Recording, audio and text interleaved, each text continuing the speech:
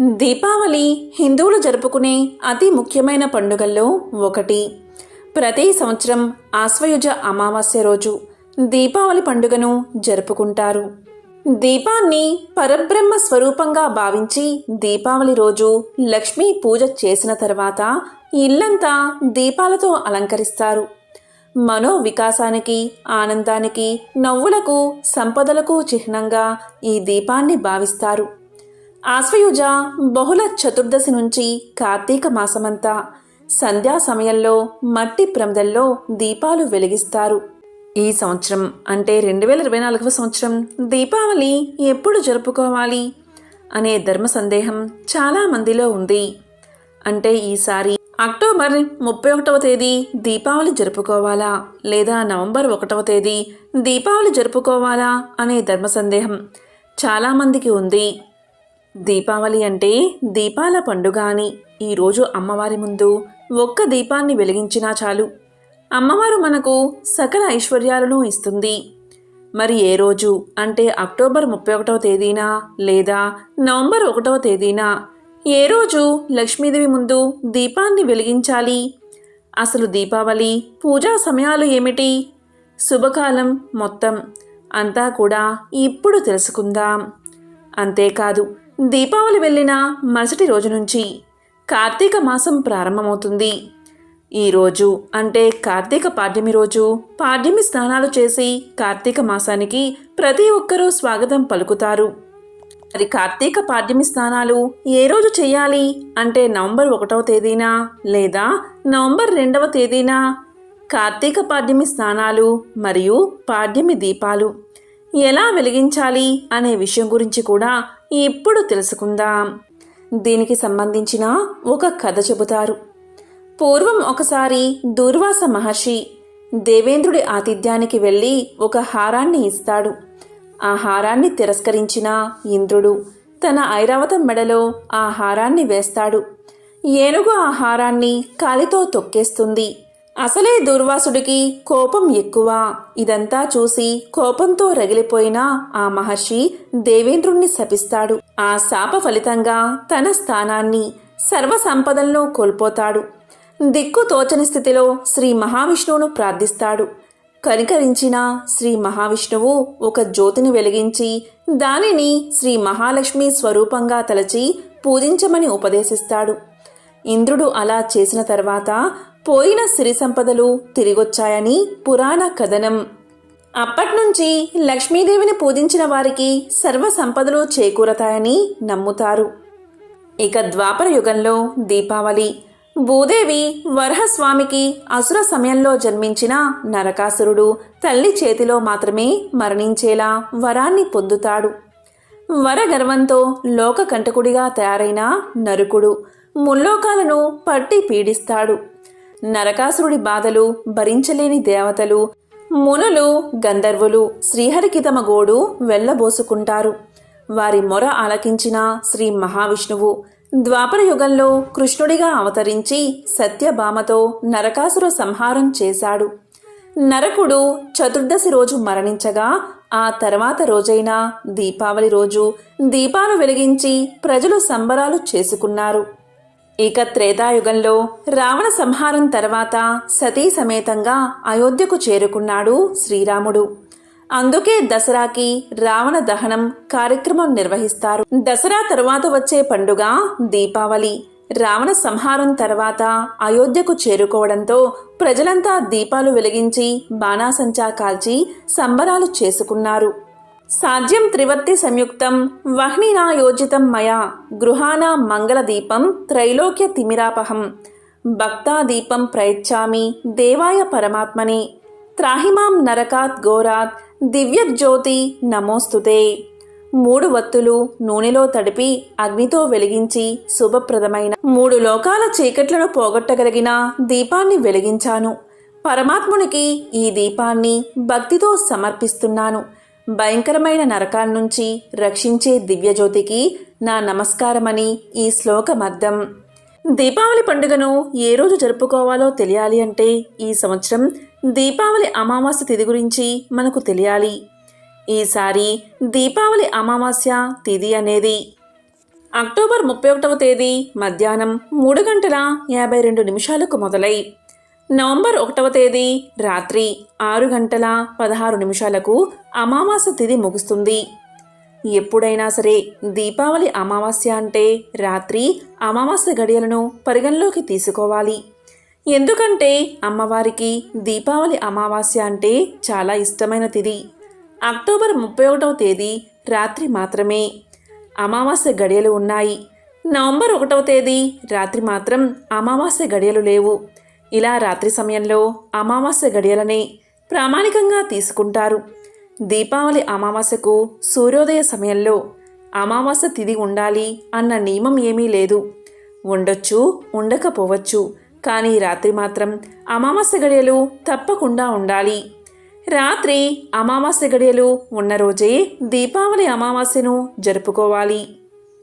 ఈ సంవత్సరం అంటే 2024 సంవత్సరం అక్టోబర్ 31వ తేదీ రాత్రి మొత్తం అమావాస్య గడియలు ఉన్నందున అక్టోబర్ 31వ తేదీని దీపావళిగా జరుపుకోవాలని కొంతమంది పండితులు చెబుతున్నారు.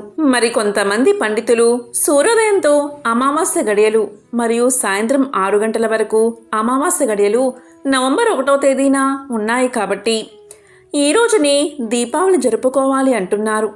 ఇలా 2 రోజులు వచ్చినప్పుడు వాదనలకు దిగకుండా ఏదో ఒక రోజు దీపావళిని జరుపుకోండి.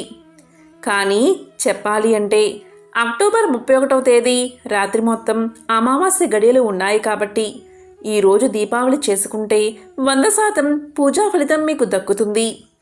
ఇక అక్టోబర్ 31వ తేదీ లక్ష్మీదేవి అమ్మవారిని పూజించడానికి శుభముహూర్తాలు ఎప్పుడో ఇప్పుడు తెలుసుకుందాం. లక్ష్మీదేవికి వృషభ లగ్న కాలం అంటే చాలా ఇష్టం. ఈ వృషభ లగ్న కాలంలో భక్తులందరూ లక్ష్మీదేవిని విశేషంగా పూజిస్తారు. అక్టోబర్ 31, 2024న లక్ష్మీదేవిని పూజించడానికి వృషభ లగ్న ముహూర్తం వచ్చేసి సాయంత్రం 6:25 నుంచి 8:26 వరకు వృషభ లగ్న కాలముంది. ఈ సమయంలో అమ్మవారిని భక్తి శ్రద్ధలతో పూజిస్తే అఖండ లక్ష్మీ కటాక్షం కలిగి ఆ ఇంట్లో లక్ష్మీదేవి సిరుల వర్షాన్ని కురిపిస్తుంది. ఈ సమయాన్ని వృషభ లగ్న కాలమంటారు. ఈ సమయంలోనే ఈ ఇంట్లో అమ్మవారి ఫోటో ముందు దీపాన్ని వెలిగించండి.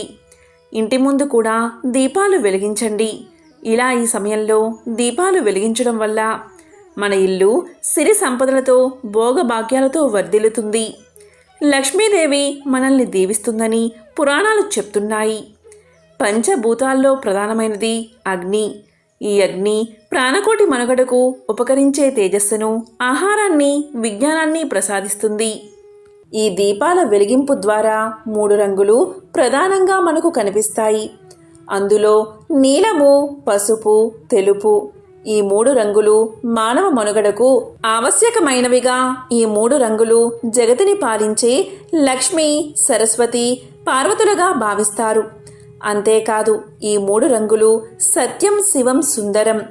ఈ 3 రంగుల దీపపు కాంతి ద్వారా స్త్రీ జగన్మాతలను ఆరాధించినట్లుగా మానవులకు విజ్ఞానం, వివేకం, వినయాలకు సంకేతమని సందేశాత్మకంగా హిందువులు నమ్ముతారు.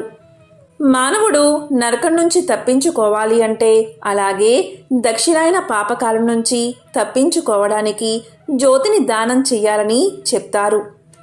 అందుకుగాను ఆశ్వయుజ మాసంలో వచ్చే బహుళ చతుర్దశి, అమావాస్యలు పరమ పవిత్ర పర్వదినాలుగా భక్తులు భావిస్తారు. దీపావళికి అంతటి శక్తి ఉంది కాబట్టి ఈ దీపాన్ని ఈ వృషభ లగ్న కాలంలో ప్రతి ఒక్కరూ లక్ష్మీదేవి ముందు, అలాగే మన ఇంట్లో వెలిగించాలి. ఇక ఈరోజు అంటే అక్టోబర్ 31వ తేదీ ప్రదోషకాల సమయం వచ్చేసి సాయంత్రం 5:37 నుంచి 8:06 వరకు ఉంటుంది. ఇక ప్రదోషకాల లక్ష్మీ పూజా సమయం వచ్చేసి సాయంత్రం 5:37 నుంచి 6:16 పాటు అంటే 40 నిమిషాల పాటు ఈ అద్భుత సమయం ఉంది. దీపావళి పండుగను జరుపుకోవడానికి ఇది అత్యంత దివ్యమైన ముహూర్తమని పురాణాలు చెప్తున్నాయి. అంటే ఈ సమయంలో లక్ష్మీదేవి ముందు, ఇంటి ముందు దీపాలు వెలిగించి దీపలక్ష్మిని పూజించాలి. ఇలా చేస్తే అష్టైశ్వర్యాలు కలుగుతాయి. అదేవిధంగా లక్ష్మీదేవి పూజకు అనువైన మహానిషిత కాలం వచ్చేసి అక్టోబర్ 31వ తేదీ రాత్రి 11 గంటల 26 నిమిషాల నుంచి 12 గంటల 16 నిమిషాల వరకు ఉంటుంది. అంటే మొత్తం కాలం 49 నిమిషాలు. ఇక ఈరోజు సింహలగ్న పూజా ముహూర్తం వచ్చేసి నవంబర్ 1వ తేదీ అర్ధరాత్రి 12 గంటల 50 నిమిషాల నుంచి 2 గంటల 56 నిమిషాల వరకు సింహలగ్న కాలముంది. ఈ సింహలగ్న కాలంలో అలాగే మహానిషిత కాలంలో లక్ష్మీదేవిని విశేషంగా పూజిస్తారు. ఈ సమయంలో ఎవరైతే లక్ష్మీదేవిని భక్తి శ్రద్ధలతో పూజిస్తారో అలాంటి వాళ్ళను ఎంతటి పేదవాళ్ళైనా సరే అమ్మవారు ధనవంతులుగా చేస్తుందని పురాణాలు చెప్తున్నాయి. ఈ సమయంలో లక్ష్మీదేవికి ఉసిరికాయ దీపం వెలిగించి లక్ష్మీదేవికి హారతి ఇస్తే ఇంట్లో ఉన్న దరిద్రం మొత్తం తొలగిపోతుంది. ఎందుకు అంటే ఉసిరికాయ శ్రీ మహాలక్ష్మికి ఎంతో ప్రీతికరమైనది. లక్ష్మీదేవికి ఎంతో ప్రీతికరమైన ఉసిరికాయ దీపం వెలిగిస్తే కోరిన కోరికలు తీరతాయి. ఈ మహానిషిత కాలంలో ఓం లక్ష్మీ నమో నమః, ఓం లక్ష్మీ నమో నమః అని 108 సార్లు జపిస్తే చాలు అఖండ ఐశ్వర్యం ప్రాప్తిస్తుందని పురాణాలు చెబుతున్నాయి. ఇక దీపావళి వెళ్ళిపోయిన మరుసటి రోజు తెల్లవారుజామున కార్తీక పాడ్యమి స్నానాలు చేస్తారు. అలాగే కార్తీక పాడ్యమి దీపాలు వెలిగిస్తారు. మరి కార్తీక పాడ్యమి స్నానాలు నవంబర్ 1వ తేదీన చెయ్యాలా లేదా నవంబర్ 2వ తేదీన చెయ్యాలా అనే సందేహం చాలామందిలో ఉంది. దీనికి సమాధానం కూడా ఇప్పుడు తెలుసుకుందాం. దీపావళిని ఈ సంవత్సరం అంటే 2024వ సంవత్సరం అక్టోబర్ 31వ తేదీ అర్ధరాత్రి జరుపుకుంటున్నారు. కొంతమంది నవంబర్ 1వ తేదీన జరుపుకుంటున్నారు. అక్టోబర్ 31వ తేదీ దీపావళి జరుపుకున్నా కూడా నవంబర్ 1వ తేదీ పాడ్యమి స్నానాలు చేయకూడదు. ఎందుకంటే నవంబర్ 1వ తేదీ సాయంత్రం 6 గంటల 16 నిమిషాల వరకు అమావాస్య గడియలు ఉన్నాయి. ఆ తర్వాతనే పాడ్యమి వస్తుంది. కాబట్టి నవంబర్ 2వ తేదీ తెల్లవారుజామున పాడ్యమి ఉన్న రోజు కార్తీక పాడ్యమి దీపాలు స్నానాలు చేయాలి. కార్తీక పాడ్యమి అనేది తెల్లవారుజామున ఉండాలి. ఆ రోజు మాత్రమే పాడ్యమి స్నానాలు ఆచరించాలి. కాబట్టి ఈసారి దీపావళి అమావాస్యను అక్టోబర్ 31వ తేదీ జరుపుకోవాలి. అలాగే కార్తీక పాడ్యమి దీపాలు స్నానాలు నవంబర్ 2వ తేదీ తెల్లవారుజామున చేయాలి. అలాగే దీపాలు వెలిగించాలి, స్నానం చెయ్యాలి. కార్తీక పాడ్యమి అనేది నవంబర్ 1వ తేదీ సాయంత్రం 6 గంటల 16 నిమిషాలకు మొదలై నవంబర్ 2వ తేదీ రాత్రి 8 గంటల 21 నిమిషానికి ముగుస్తుంది. అంటే నవంబర్ 2వ తేదీ తెల్లవారుజామున పాడ్యమి ఉన్నందున అందరూ కూడా పాడ్యమి స్నానాలు చేసి పాడ్యమి దీపాలు వెలిగించి కార్తీక మాసానికి స్వాగతం పలకాలి. ఓం శ్రీ మహాలక్ష్మియే నమః. ఓం శ్రీ మాత్రే నమః.